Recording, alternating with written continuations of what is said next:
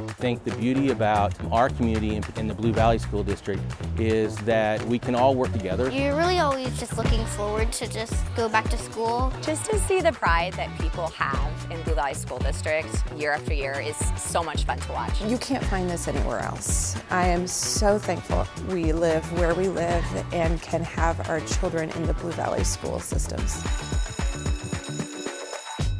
Welcome to Blue Valley Unmuted. We're so thankful to have you with us today. I'm Dr. Katie Collier. I'm Blue Valley Schools Deputy Superintendent, and joining me on this segment today is our Overland Park Interim Chief Simon Happer and our Director of Safety and Security for Blue Valley Schools, Dan Carney. Again, thank you so much for being here. We want to talk today about what we have experienced across the nation and here in our own school district is this uptick in threats against our schools. And we really want to spend some time today helping our parent community understand the consequences associated with school threats. And we want to help our parents understand what we do as a school district to keep our schools safe. And really, we seek to be in partnership with our parents when it comes to school safety, but we're also in partnership with our students. We have a great history of our students being partners with us, and we want to continue to have our students be partners with us. So I am going to go ahead and start with you, Dan Carney. Can you explain for us, help our parents understand, if and when we receive a threat against one of our schools that might occur on social media, how do we process that once we receive that information? Well, when we're notified of a threat, we kind of go into, I would say, like a red alert mode immediately. We want to do a quick analysis of the threat just to understand it, understand what exactly it is, and then first and foremost, ensure the safety of anyone who has been threatened, whether that's the whole school, whether that's a specific student or a group of students. Obviously, if school is in session at the time, that may call for one response versus if it's after school hours. Either way, we're going to get in touch with our local police department, which most of the time is Overland Park because that's where the majority of our schools are, but we do have schools in Leawood and so on. So we'll get with our partners and try to track down the origin of the threat, talk to any witnesses, it basically just opens an investigation. I think it's important to note that when a threat occurs, if it's determined that that meets the elements of the statute for criminal threat, that is a felony. And I'm not sure that people know that, but you make a threat, you try to put people in fear by making a threat of violence, that is a felony. Chief Happer, I wonder if you can tell us, how do you process, as our partners in law enforcement, threats when they're credible or not credible to our schools? So, sure, we're looking right away at the threat itself. And then one of the important things that we have is the school resource officers who are in your high schools, your middle schools, and then working with the district safety and security team to address and see if that kid could be a threat and be credible. Generally speaking, we go out and try to find if we can trace down to where it came from. We go and talk to that individual, talk to the parents, obviously, and we're trying to get to the bottom of the threat. Is it credible? Is it something that could be carried out? Is it something that just got passed on and along and actually came from somewhere else? So we're really trying to find that. One of the things that we do is we do have a good relationship with a lot of the social media platforms and the companies that run those to get information on those so we can find out possibly where a threat originated. So we look into that, and then obviously if it's credible, then we take the appropriate action. As Dan said, it is a felony, and if we can prove that, we're going to take them into custody and take them out to the Juvenile Intake and Assessment Center, and then let the district attorney decide on charging. Oftentimes when our teens are on social media, they may think that content that they're sharing back and forth between each other is actually just between them, their small group of friends. They think they may be making statements that are just jokes. So I'm wondering, one, what if something is just a joke as perceived by this student? And secondly, should they consider that when they're on social media that content is private? I'm going to say that nothing you put on social media or on the internet is private. I know there's a belief that Snapchat goes away. Snapchat sees it, and one of the things that we've seen this year is that some of the social media platforms are actually building algorithms to look in for keywords that would lead to something that could be violence against a school. That comes up, if it hits that, they're letting us know, and I think that's where you've seen some of the uptick locally is through those sources, so we're having to investigate those. So that innocent thing you put out there, whether it's a joke or not, AI doesn't know it's a joke. It just reads it and says, those are the keywords we're looking for, and then we get notified of it. So I might add also that we may determine, and actually most of the time we determine that these threats are transient or they really pose no real threat, but making the threat is still a crime. correct. And so even though you didn't mean it, even though it was a joke, there may be legal consequences to that, not to mention all of the other consequences, such as suspension, expulsion from school, losing friendships. There's just a whole list of bad things that can happen as a result of making a threat. Certainly, we want all of our students and all of the adults that work in our schools to feel safe in their learning and work environment every single day. And so I'm wondering, Dan, what should students do if they see something online that they interpret as a threat to school? Who should they report that to? If a parent sees it, should they share that on social media to make other parents aware that it looks like there's a threat against a school? Just what should we do? Well, we've picked up on a little phrase that kind of is very concise. It says, report, don't repost. When you repost, you're keeping the problem alive. You're keeping the threat alive that may be totally nonsense. But when you repost, you cause more angst. And if you just report it, then we can get to the bottom of it. The police department can get to the bottom of it. But I would say if you see something, you feel it's threatening, you can call the local police. It's probably the best and quickest thing to do, especially if it's after school hours. If it's during school hours, you still can call the police department. You can contact the school police officers. We also, if people want to remain anonymous, we have a Safe Schools hotline, 239-HELP. If you go to our website, Blue Valley School District, and click on the safety tab, you'll find the Safe Schools hotline. You'll also find the P3 Tips app, which anyone can use to report anonymously. This is associated with the Tips hotline everybody's familiar with that Kansas City operates, and you can report a threat there as well. All those things I just mentioned are answered immediately. You know, sending an email at 9 o'clock at night to someone in the school district may or may not get addressed right away because we don't necessarily see our email immediately. So I think doing one of those things is going to get immediate attention. You know, our school principals go to school to be school principals invested in the education of students. What I'm wondering about is how can we help our parents understand what qualifies our principals to determine whether or not a threat is of substance or not when they experience a report from a student or a parent. Is that working with our local law enforcement, or is it strategies they've been taught? Can you help our parents understand about how our principals go about this? Yeah, about a year and a half ago, we adopted a threat assessment program called the Comprehensive School Threat Assessment Guidelines. This is a program that was developed originally called the Virginia model. Now it's named differently, but it's the same model. Dr. Dewey Cornell from the University of Virginia developed it.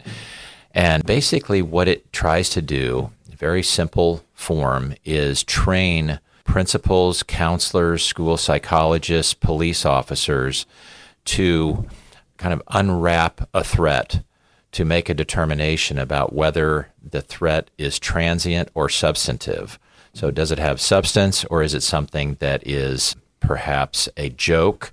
It's just something to garner attention, you know, that kind of thing, where the person really doesn't pose a threat, which again is what 90-something plus % of threats are. So all of those people I mentioned have been through quite a bit of training to learn this program. It's kind of a 5-step program and helps them to unravel these threats that come in to understand them better, to understand what's at the heart of them, what might be causing a student to make a threat, those sorts of things.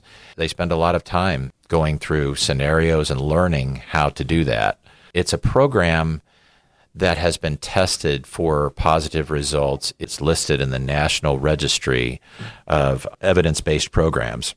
I know our principals have taken that training very seriously. All of our staff that are administrators, new to administrative team, have access to that training, and it's just really been invaluable. Chief Happer, I'm wondering, though, what happens when the police department receives information about a threat and it's late on a Sunday night and we're starting school on a Monday, and maybe families or students are aware of a threat and they want to be able to go to school feeling safe Monday morning.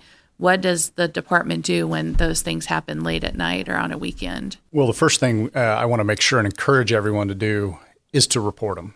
A lot of times people look at things and they go, oh, I really don't want to bother the police department. It's our job. That's what we signed up to do. So when we get those, officers, generally a street officer, a district officer will get that, may start looking into it. Generally speaking, we're going to call one of our sergeants in our school resource, either for the north end of the city or the south end, so either Blue Valley or Shawnee Mission and St. Thomas Aquinas, and we're going to try to find the SRO that would be best to help us out with this. Again, they've all had the training that Dan just talked about, so we give them additional training in being an SRO and how to address these things. So we're going to get them involved.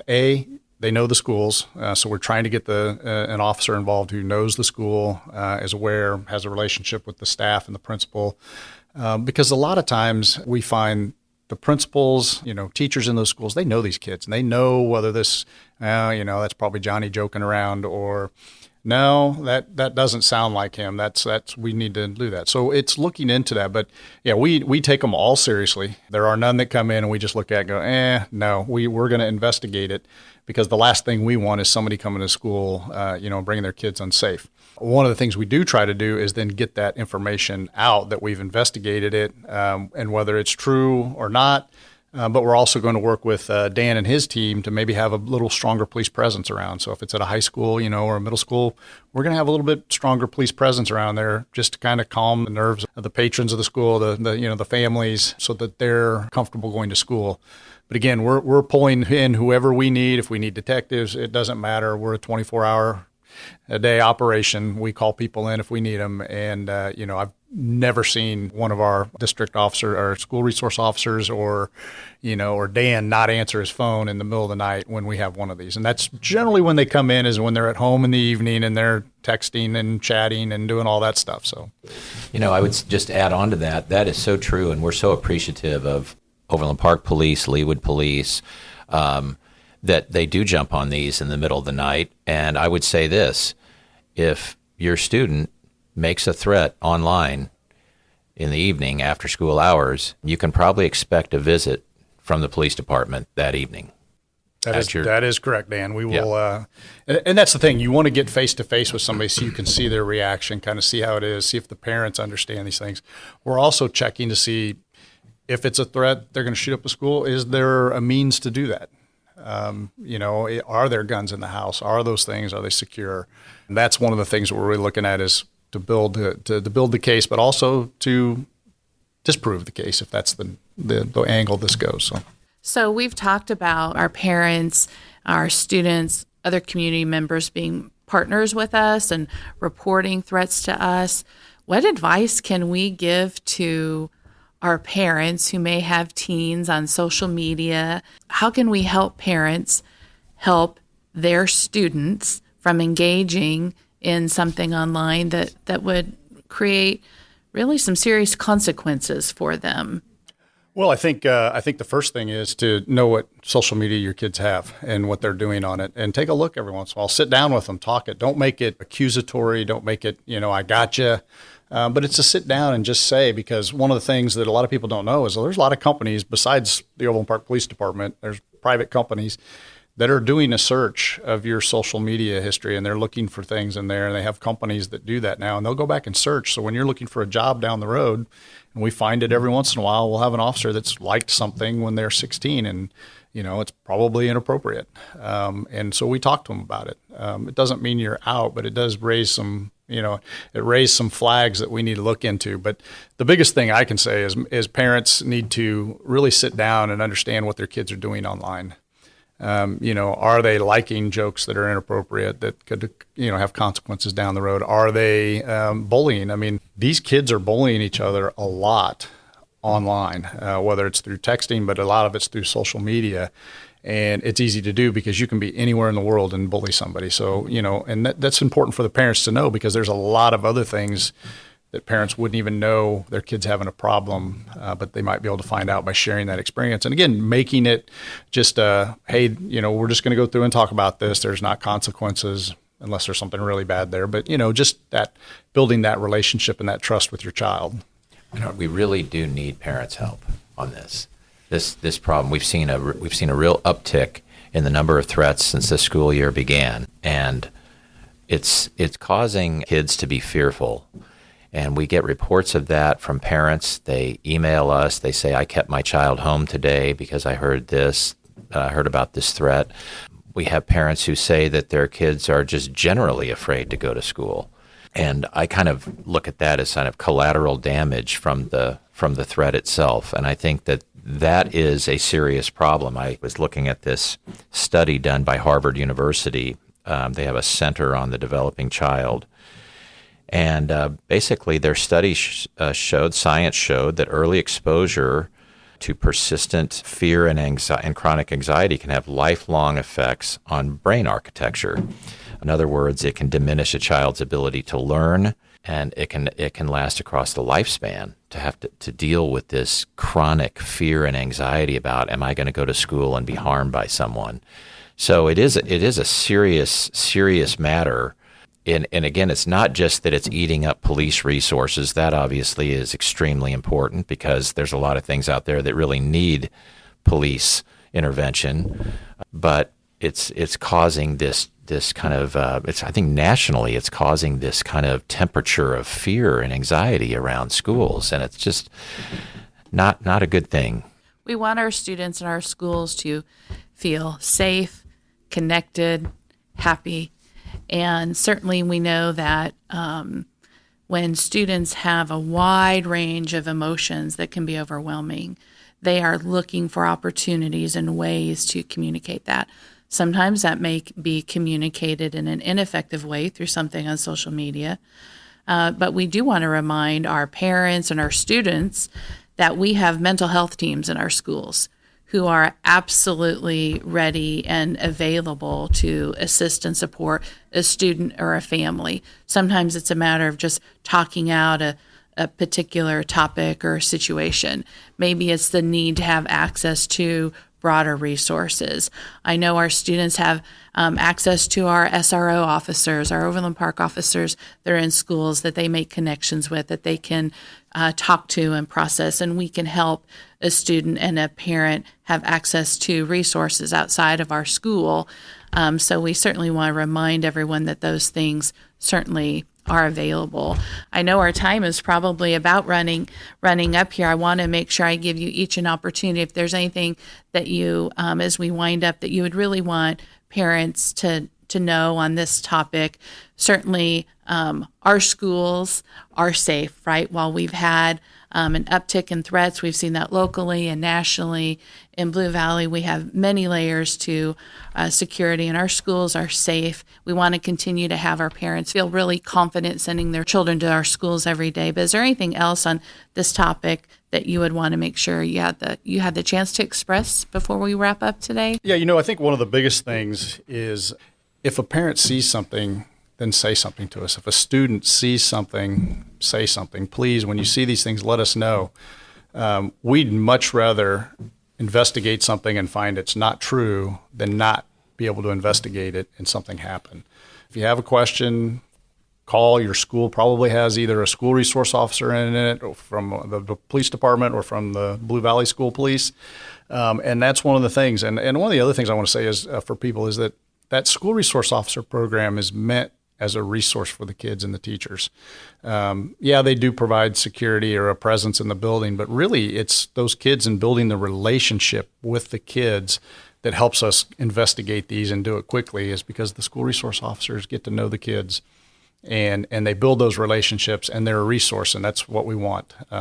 Enforcement is the last thing we want to do in the school. The first thing we want to do is be a counselor and a teacher.